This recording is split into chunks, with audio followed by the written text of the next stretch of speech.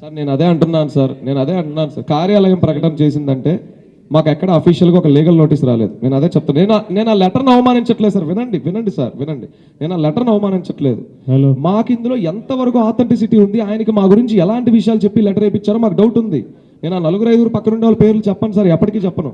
వాళ్ళు ఎవరో అందరికీ తెలుసు, మీడియా మిత్రులకి. సార్ అదే కదా సార్ అంటుంది 2024. ఇందాక నా డేట్ కూడా చెప్పి ఆపేశారు, నాకు చెప్పనే లేదు.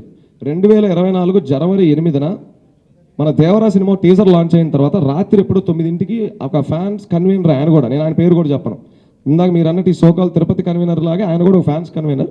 అమ్మ హీరో నిన్ను కలవాలనుకుంటున్నాడు, హీరో గారితో ఒకసారి నువ్వు మాట్లాడాలి, మీ నుంచి ఎంతమంది వస్తారో రెడీ అవ్వండి అన్నారు.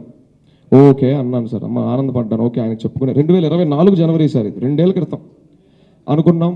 టైం బీయింగ్ అటు నుంచి ఎటు రెస్పాన్స్ లేదు, ఏమీ లేదు, ఇంకంతా షట్ డౌన్. మేము ఎవరిని అడుగుతాం సార్? మళ్ళీ మాకు ఎవరైతే ఫోన్ చేశారో ఆయన్నే అడుగుతాం. ఆయన అడిగితే ఇప్పుడు కాదమ్మా, తర్వాత ఇది అవ్వదులే, కష్టంలే, మాకు కుదరట్లేదు, ఇలాంటివి వచ్చాయి.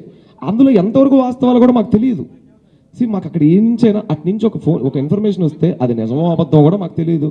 ఆయన చెప్తున్నారు. ఇక్కడ మాకేదో ఇది ఉందనుకోబాకండి సార్. అంటే అది ఎన్టీఆర్ నుంచి వస్తే నమ్ముతాం, ఆఫీస్ నుంచి వస్తే నమ్మమని కాదు. అసలు ఆయన చుట్టూ మా గురించి ఏం చెప్తున్నారని మా బాధ సార్. అంటే ఇన్ని కోట్ల మంది అభిమానులు ఉన్నారని అనుకుంటున్నారు కదా మీరు. అంటే